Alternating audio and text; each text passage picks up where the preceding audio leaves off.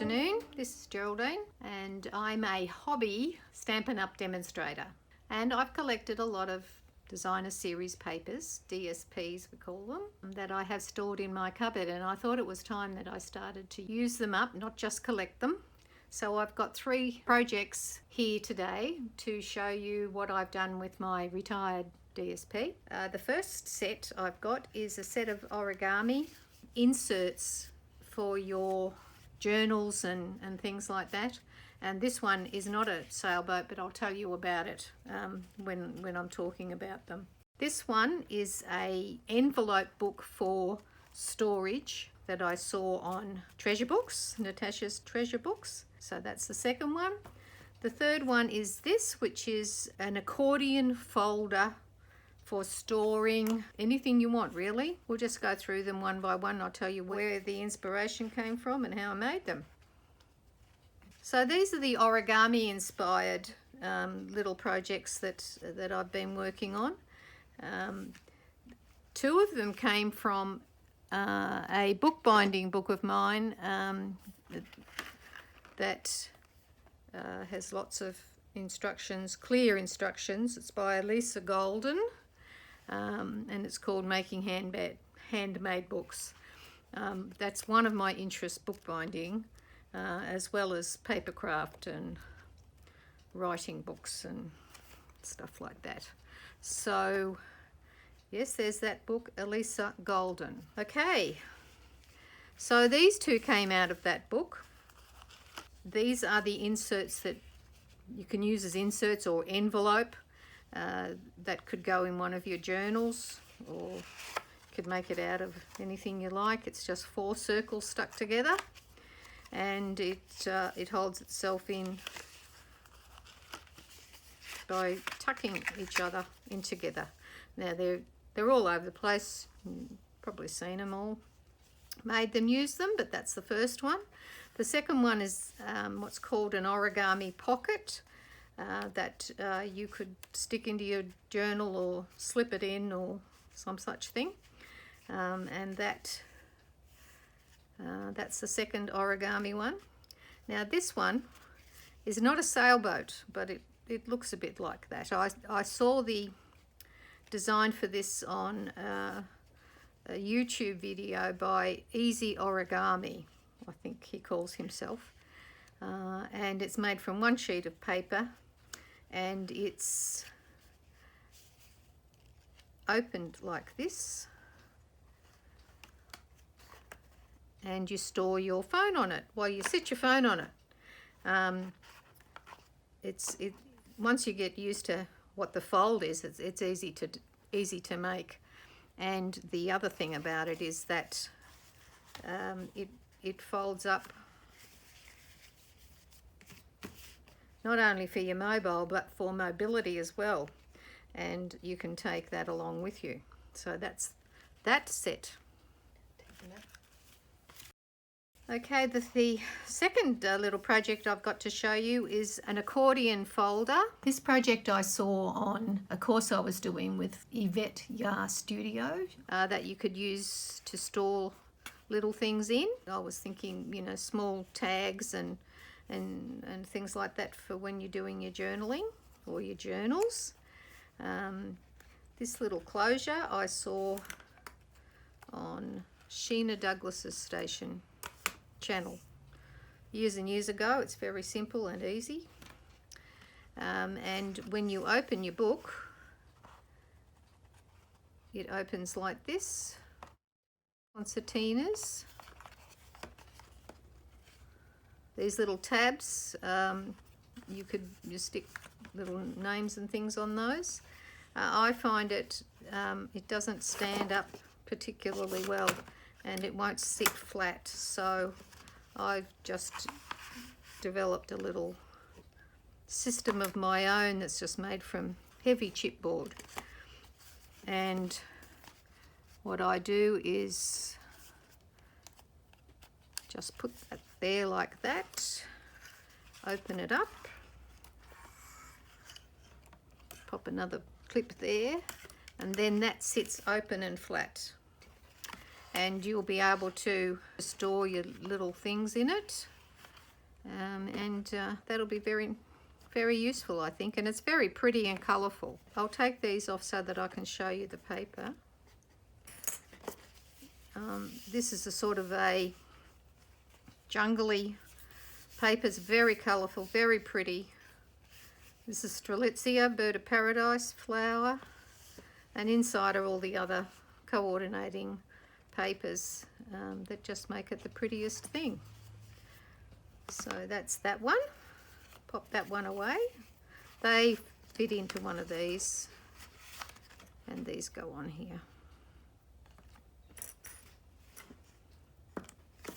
Pop that over there. Right, now the third project I've been working on is a bound book for storage again, and I like to have things in pretty containers, and that looks really nice on a shelf with the little beads and things. I saw this first on Natasha's Treasure Books, and I thought it was lovely and would suit this particular colourful floral set of papers that Stampin' Up! Produced well, a couple of catalogues ago, I think. I've tied it up with a ribbon. The binding is called buttonhole binding, and I'll explain that. And these beads are on little bulb, I don't know what you call those little safety pins, but they've got a little bulbous end, and they are just for decoration, just for make it look pretty. This material that I've used to bind the spine is craft paper that has been softened with glycerin and water. It's a process I saw Sheena Douglas do some years ago, and then I ran it through an embossing folder which is called Swirls and Twirls, and then coloured it up with inks, and it looks pretty pretty. And I've covered everything with Mod Podge.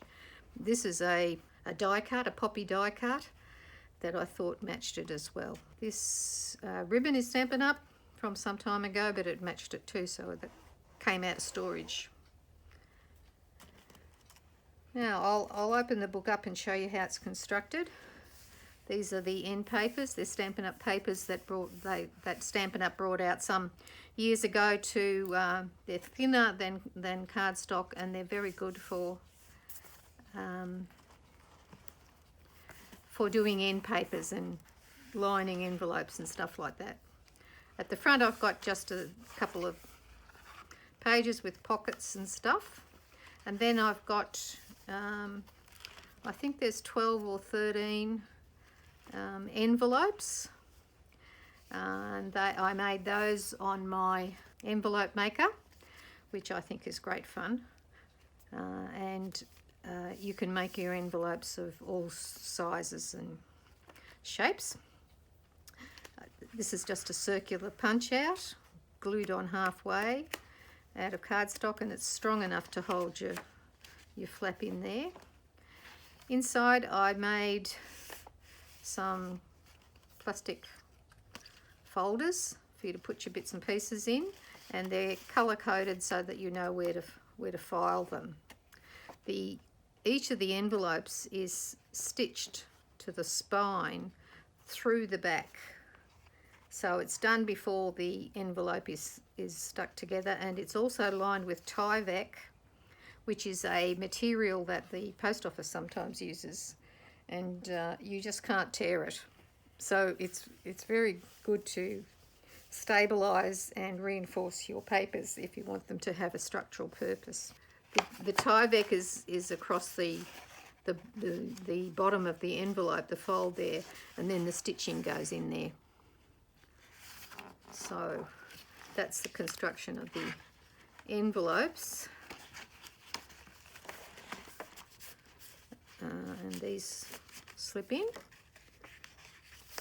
I think it'd be best for storing flat things, but with a little bit of depth I don't think it would matter. Each of them has a tag on here for you to write what's in your envelopes. and the papers are just beautiful, just gorgeous. Every now and again I did one like this, a sort of folder with tuck spots in it. And there you go. I'll just run through them because they're beautiful. The papers are beautiful. These are double-sided papers, of course, so that you can use them twice. That's why there's 12 pieces of 12 envelopes. Another folder there. And the back one, just another folder with some pockets and things, and another end paper. So I'll show you now the binding. This is done in 2 halves. The top, this is the spine, and we go through the envelope one at a time and do a little stitch over to the next one, and then go through the envelope over to the next one. And that's how you build up a buttonhole stitch. If anybody remembers what buttonhole stitches look like, that's something like that. And then you do the bottom. This could have been a little bit tighter, I think, next time. And these beads I just added with the little pins to make it pretty, and it looks lovely on the shelf. So I'll just pop that back.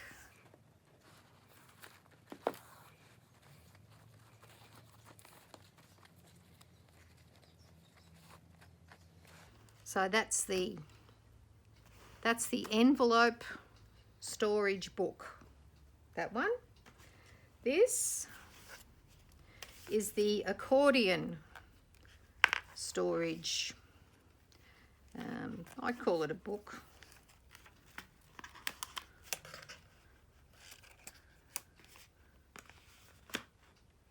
And the last, or the first one that we looked at, were the 3 origami inserts, or 2 origami inserts for your journals and things, and your mobile phone stand, your portable mobile phone stand. So thanks for joining me. I hope you go and have a look at your DSP and bring it out and make stuff with it. Thank you. Bye.